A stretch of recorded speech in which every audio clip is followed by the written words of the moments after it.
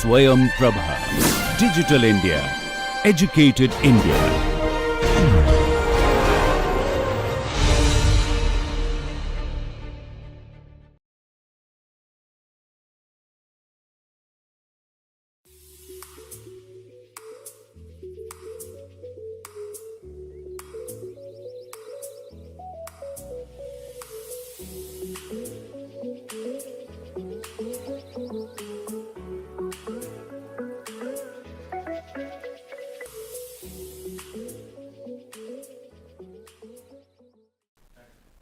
Yeah, dear students, today we will discuss about the Indian Competition Act, various provisions, and especially we will talk about the anti-competitive practices as well as the abuse of dominance and regulation of combinations. It is divided into three parts, and today we will start with the Indian scenario of Indian Competition Act and also the anti-competitive practices, especially the horizontal agreements, which we will see today in this particular class.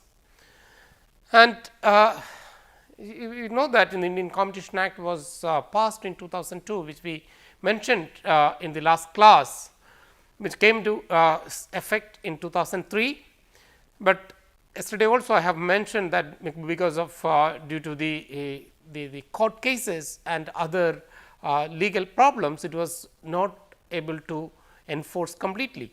And finally, in 2007 the Amendment Act was passed and the act became operational, and the Competition Commission of India was again operational. It took another 2 more years and it became operational from 2009 onwards. And the combination rules were actually notified in 2011. And we will see these notifications in detail. If you look into the Indian Competition Act, and basically it says that it is to prevent practices having adverse effect on competition, and we will see elaborately, we will see what is this adverse effect on competition, and to promote and sustain competition in the markets and to protect interest of consumers, to ensure freedom of trade carried on by other participants in the markets in India. Now, the preamble very clearly says that what it want to achieve, and which is in commensurate with the modern competition laws of United States and European Union. And the mandate is very clear, and it very clearly says that the Indian Competition Act prohibits anti-competitive agreements, and we will see in detail what are those anti-competitive agreements. Then prohibit abuse of dominant position, regulate combinations, and also we will discuss about the Indian Competition Authority and what are the other duties. And if you look into the important provisions of the Indian Competition Act, and section 3 which talks about anti-competitive agreements, section 4 which talks about the abuse of dominant position, and section 6 which talks about the regulation of combinations, and the competition advocacy of the Competition Commission of India, which we will talk in this section 49. And today our focus of our class is on the anti-competitive agreements, and which is classified into two important categories.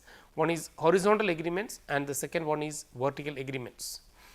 And what is this? As in the last class itself I have mentioned that what is the horizontal agreements and vertical agreements. And horizontal agreements are companies those who are played in the same area, the same plane, and the vertical agreements are at the different levels of their business. Within the horizontal agreements, and we will see elaborately what are those anti-competitive agreements which are prohibited agreements under the competition law. These are agreements to limit production and or supply, the agreements to allocate markets, then agreements to fix prices, then bid rigging or collusive bid rigging or collusion between parties, and the vertical agreement includes tie-in agreements arrangements, exclusive supply or distribution arrangements, then resale price maintenance and refusal to deal and other concerted actions and practices which we will see on the coming classes. And today our focus is on the horizontal agreements. And what are basically the anti-competitive agreements? Anti-competitive agreements, certain behavior, yesterday also we talked about the behavior of firms, behavior of companies, behavior of the huge business firms.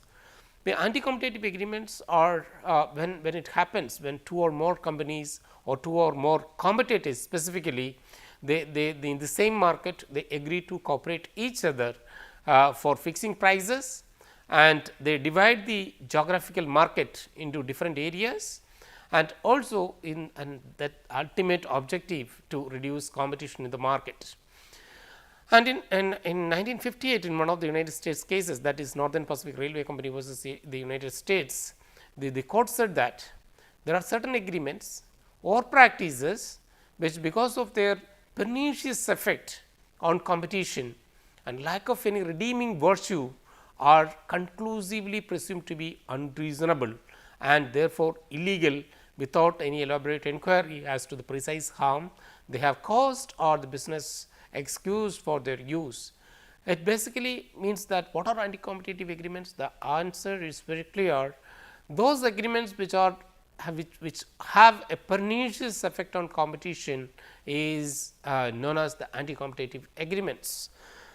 And we will see these agreements in, as I already told you, the Indian Competition Act has divided into two categories. One is the horizontal agreements and other one is the vertical agreement. And basically the horizontal agreements are to control production, supply, markets, technical developments, investment or provisions of service. And also they share the market, source of production and allocation of geographical market, then limiting customers, and all these are against the basic principles of competition in the market. So, these will be considered in detail, these horizontal agreements. So, it is already said that these are in the pernicious category of activities of business firms, and which are considered to be an adverse effect on competition, or otherwise it is anti-competitive in nature. And because all horizontal agreements are considered to be the per se anti-competitive or the per se rule. The per se rule is very important to understand. So, this presumption of horizontal, all horizontal agreements are presumed to be pernicious in nature and are considered to be anti-competitive in nature. So, section 3(3) then it very clearly says that it is presumed that such an agreement is anti-competitive and has an appreciable adverse effect on competition under section 19 of the Indian Competition Act, which we will see later. And the per se rule is applicable. I already said that the per se rule is applicable to the horizontal agreements, but the per se rule is not applicable to the vertical, not all vertical agreements. We will see in later which are those are applicable to the vertical agreements. So, vertical agreements are not per se anti-competitive, but horizontal agreements are considered to be per se anti-competitive. See, the vertical agreements, which includes the enterprises or business firms at different level of production, or they are in the chain or in different markets, and this includes I already said that tie-in agreements, exclusive distribution agreements, refusal to deal and resale price maintenance, which we will see later. And as I told you, if some kind of activity of a business firm is does not have an appreciable adverse effect on competition, then it cannot be considered, it cannot be prohibited. But what can be prohibited? If any activities which have an appreciable adverse effect on competition, which is explained under section 19 of the Indian Competition Act, which says that an agreement has an appreciable adverse impact or effect on competition or not. And these factors, so under this particular section, certain factors are taken into consideration for to determine whether there is an appreciable adverse effect on competition or not. These are creation of barriers to new entrant in the market and driving existing competitors out of the market, that is predatory in nature. Then foreclosure of competition by hindering entry into the market. Then accrual of benefits to consumers, you prevent the accrual of benefits to consumers. Then improvements in production or distribution of goods or provisions of services. Then promotion of technical, scientific and economic development by means of production or distribution of goods. So, if you have what you will say that illegal collaboration for any of these kind of activities, it will be considered as an appreciable adverse effect on competition, and which is prohibited under the Competition Act. And also this creation of new barriers.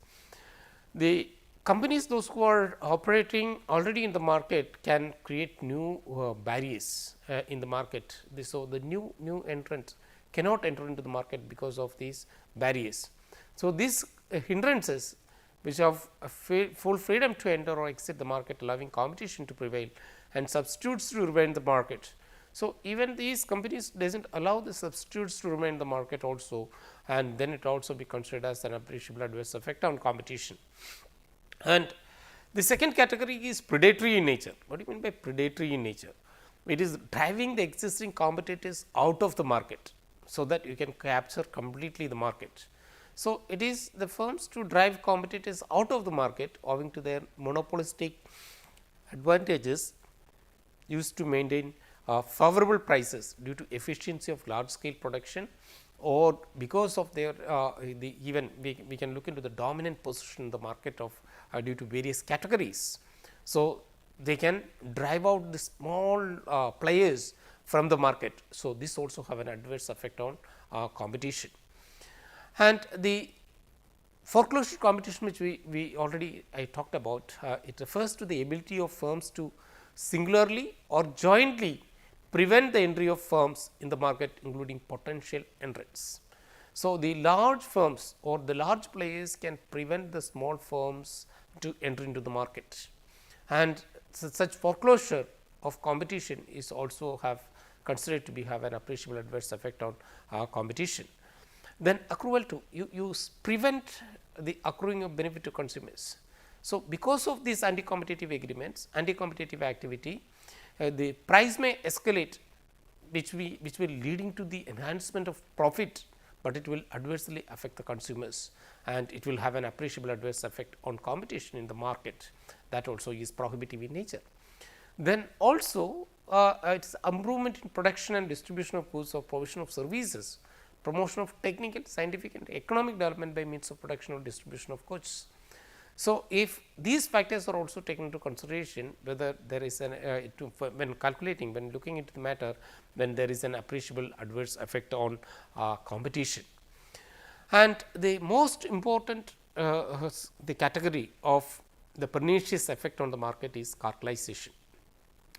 And cartelization and cartels are known to be pernicious to the market, because the concept of the entire modern competition law itself is based on to take action against the cartels, which are known as trust. In the last class, which we talked about the history in the United States. So, this is to take action against the cartels only, and the cartels are basically agreements between enterprises or persons and or the government associations or an association of persons, and not to compete. They came to an agreement not to compete on price, product, service or customers.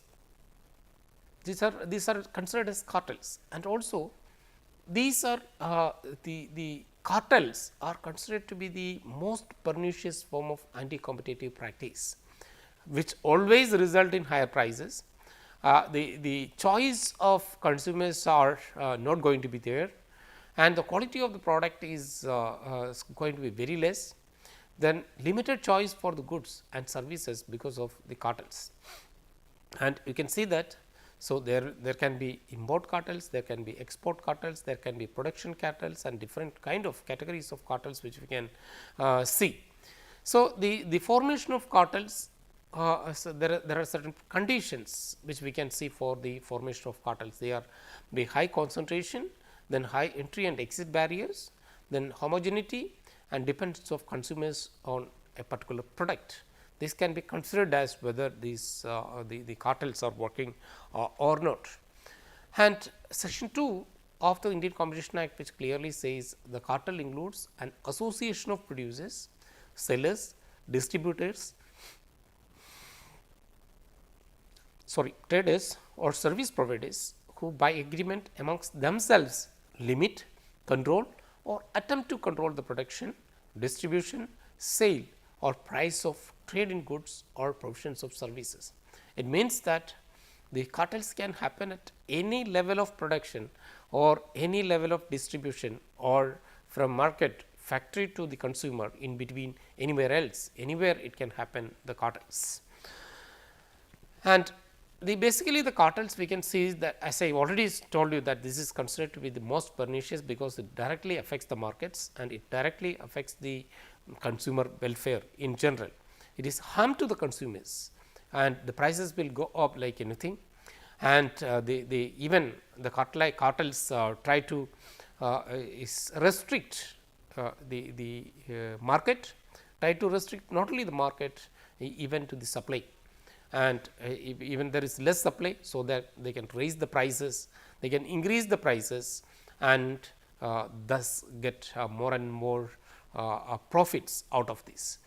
And also they may the cartels, the sellers, all the people, those who are producers as well as sellers, distributors, traders, service providers, and all these people may involved in a cartel, even including distribution and sale of sale or price.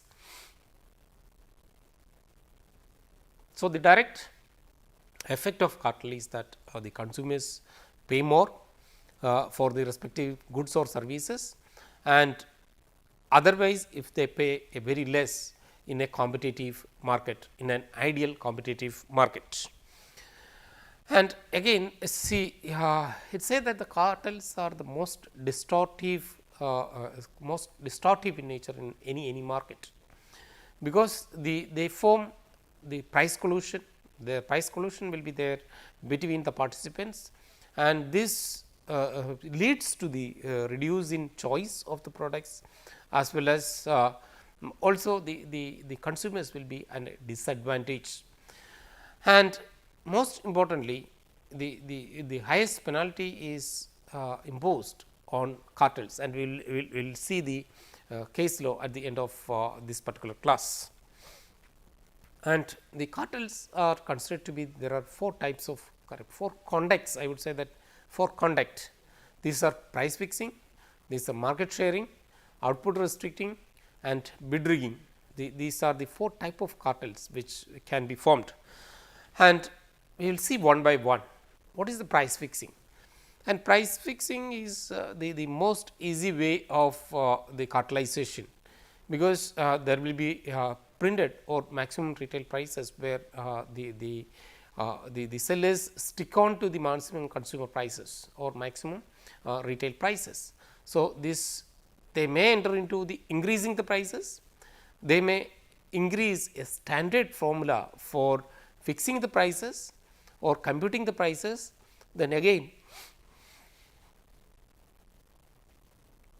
agreement to maintain a fixed ratio between the prices of competing but non identical products.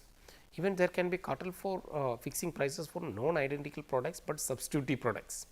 Then agreement to eliminate discounts or established uniform discounts among all the producers.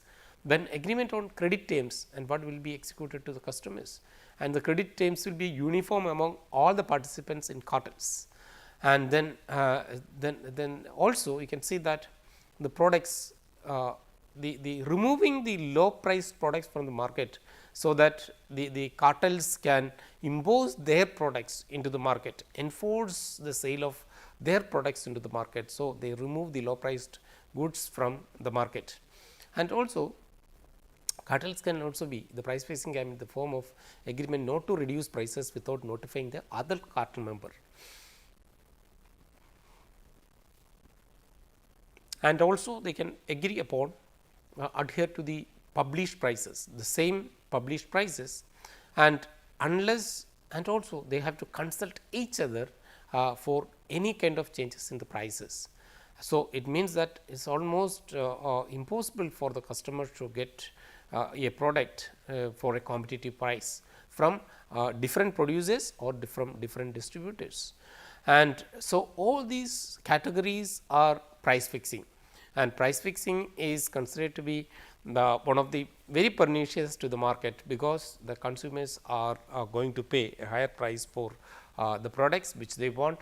At the same time, there is no consumer choice at all.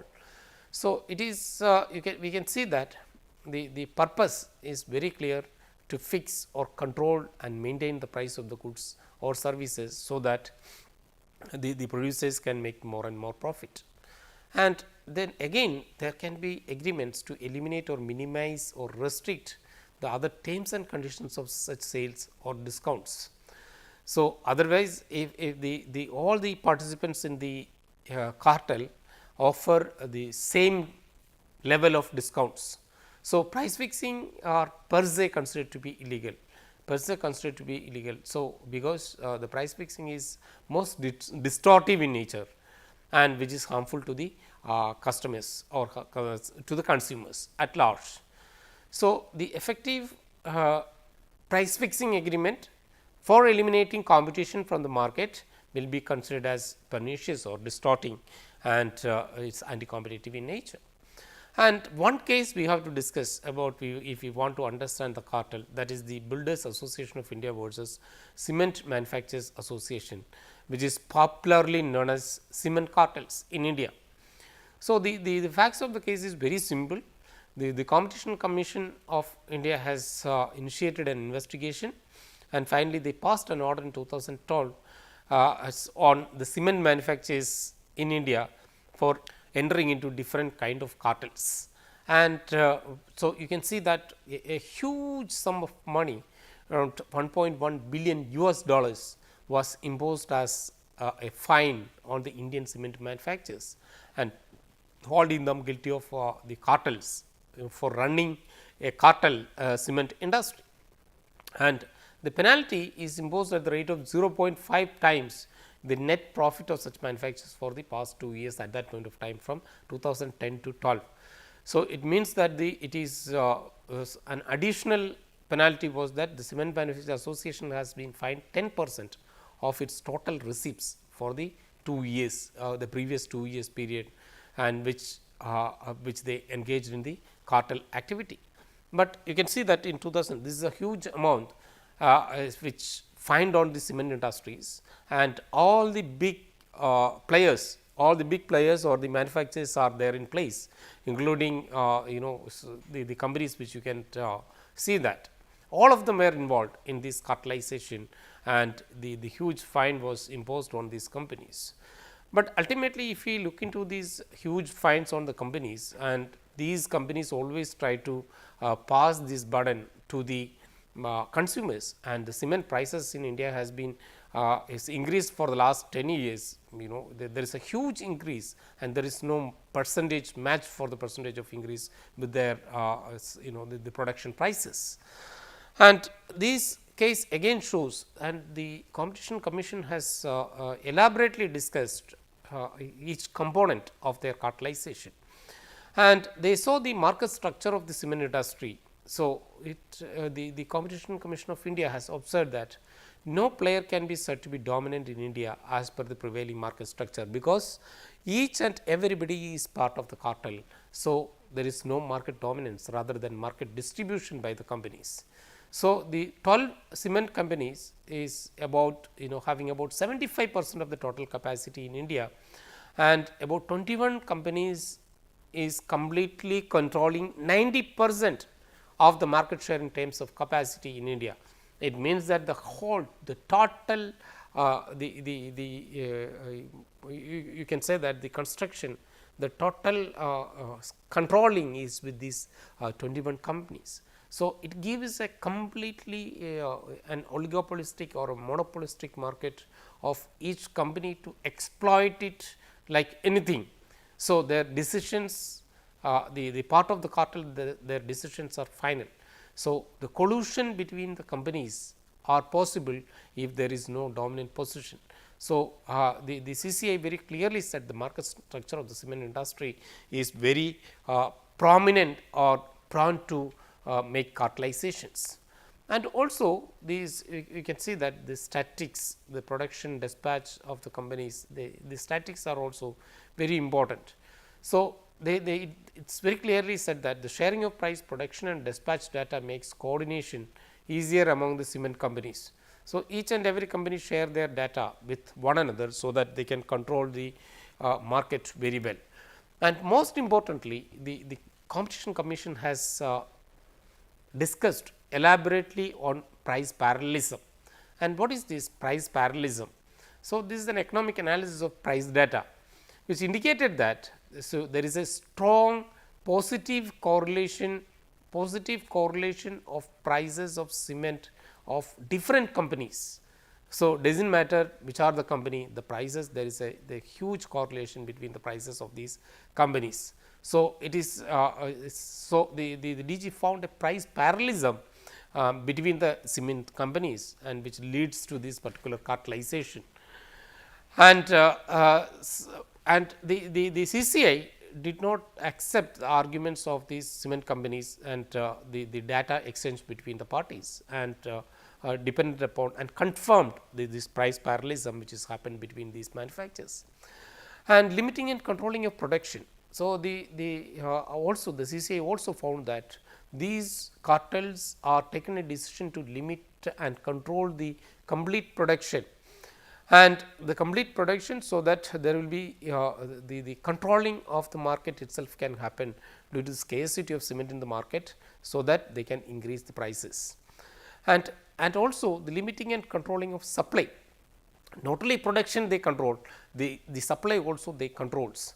And in this particular matter, this is observed that force of demand and supply. See, the demand and supply should be depend upon the market, but if the manufacturer or the producer controls or limits the supply, then the prices will increase, and they dictate the dispatch of figures and dispatch, and it is it's a dictatorship on the market, that how much to be consumed by the consumers in a period of time, within a period of the previous years. So, this also the data shows that they have controlled the dispatch as well. And most importantly, the production parallelism. So, we talked about price parallelism, we talked about the supply, we talked about the production parallelism. The production figures, which shows that there is a positive correlation among all these manufacturers on production as well, because it's very well shows the coordinated behavior of the cement industry, which leads to the cartelization. Then we talked about production parallelism and dispatch parallelism, and dispatch of this also, which shows that how much cement is to be in there in the market. And then increase in, ultimately all these are done mainly for increasing the prices. So, there is a deliberate shortage in production and supplies by the cement companies, and so that they can justify the price increase, and they said that they have lower capacity, actually it was not. And there is a price leadership. So, price parallelism between all the companies are also found. So, and then there is a high profit margins. So, the Competition Commission of India found that there is a high profit margin among the companies, even though they claim that they couldn't use the complete their capacity of production. And you can see what is the penalty, is a huge penalty imposed on these particular cement companies. Then what happened? These companies definitely appealed to the compact, that is Competition Appellate Tribunal, in 2012. So, and it was the case was remanded back to the CCI for adjudication, and the CCI issued the order in 2016 with minor changes, and again there was an appeal. So, in the appeal, most of the findings of the Competition Commission of India was confirmed again in 2016, and the fine was imposed. So, again the Competition Commission discussed about the price parallelism which has happened in this particular cartelization, and again the producers go on with their appeals to the Competition Appellate Tribunal. Now, it is replaced by the National Company Law Appellate Tribunal in 2017. But unfortunately, all these legal fights started in 2012, even 2018 also. The new tribunal, that is the National Company Law Appellate Tribunal, also imposed a heavy fine of 67 billion Indian rupees, is almost equal to the 784 million euros, and the 11 members of the cartel were fined. And ultimately, what happens is that the cement prices for a long period of time remains the same, and presently it is reported that 6 new other companies are under the scanner of the CCI for again cartelization. So, the cartelization is continue to be very pernicious to the industry. I have shown only one industry, that is the cement industry. The cartel is a problem in airline industry as well. The Competition Commission has investigated into that, also found the cartel in that. So, cartel is pernicious, cartel is most distorting of the market.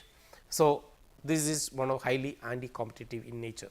So, this is a concentrated market, they make demand supply, they are homogeneous products, entry barriers, active trade associations, these are all the cartelization factors which is found to be positive in the cement industry.